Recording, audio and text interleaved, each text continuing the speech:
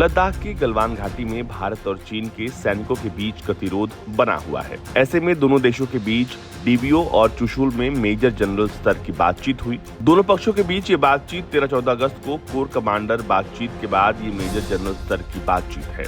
दोनों पक्षों के बीच ये बातचीत नरेंद्र मोदी और चीन के राष्ट्रपति शी जिनपिंग के बीच बैठक से पहले हुई है।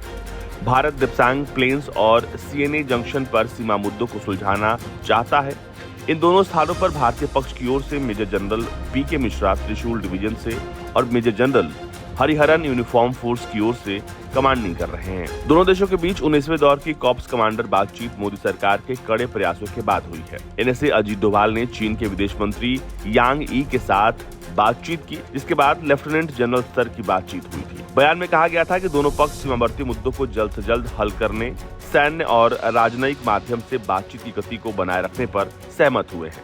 आपको बता दें कि विदेश मंत्रालय ने चीन के साथ सैन्य बातचीत पर 15 अगस्त को कहा था कि दोनों पक्षों के बीच पश्चिमी क्षेत्र में एलएसी पर बाकी मुद्दों के समाधान पर गहन बातचीत हुई।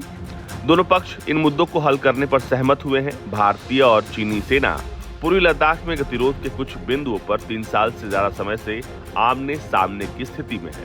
इससे पहले 19वें स्तर की बातचीत भी हुई थी।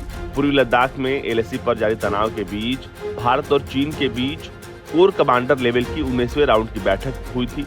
ये राउंड 13-14 अगस्त को भारतीय सीमा पर चुशुल मोल्डो में हुई थी। इस दौरान दोनों पक्षों के बीच पश्चिमी क्षेत्र में एलएसी के बाकी मुद्दों के समाधान पर सकारात्मक और लंबी बातचीत हुई थी। दोनों देशों के बीच 3.5 साल से बॉर्डर पर गतिरोध देखने को मिल रहा है। इसी सैन्य गतिरोध का हल निकालने के लिए लगातार बैठकों का दौर जारी है। बातचीत के समापन के एक दिन बाद एक जॉइंट स्टेटमेंट जारी किया गया है। दोनों पक्षों ने बाकी मुद्दों को जल्द हल करने और सैन्य और राजनयिक चैनलों के जरिए बातचीत को बनाए रखने पर सहमति जताई है।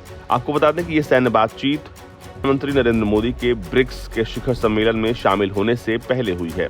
दक्षिण अफ्रीका के जोहान्सबर्ग में होने वाली ब्रिक्स समिट में चीनी राष्ट्रपति शी जिनपिंग भी हिस्सा लेंगे और वहां दोनों देशों के राष्ट्राध्यक्ष की मुलाकात होगी। और उससे पहले अब भारत और चीन अपने मुद्दों को सॉल्व करने की कोशिश कर रहा है।